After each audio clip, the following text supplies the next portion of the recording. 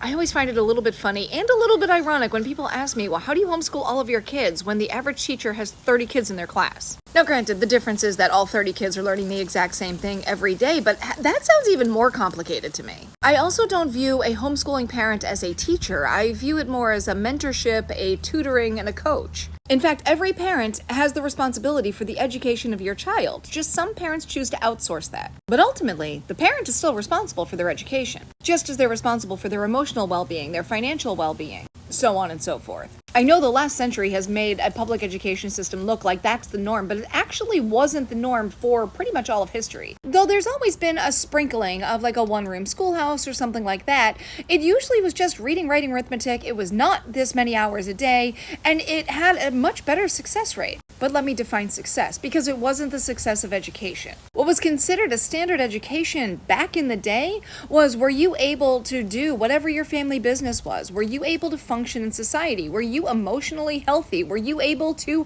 maintain relationships and friendships? Were you able to cook and provide for yourself? And if you could do all of those basic things, you were considered educated, even if your literacy rate wasn't perfect. And as much as there were huge downsides to that, because we didn't live as long and we weren't as well versed in how to digest information, there might be some things that we're missing now that we don't realize. I don't know if any of you guys are on Bread Talk. I'm currently on Bread Talk. And so I've been watching all about how to do sourdough. And sourdough's intensive. It's like every 2 hours you got to do something to it until you can eventually cook it like 6 days later. It's an exaggeration, but it feels like that. Well, for the majority of history, that was normal. That was your basic everyday skill. How to put up food without refrigeration?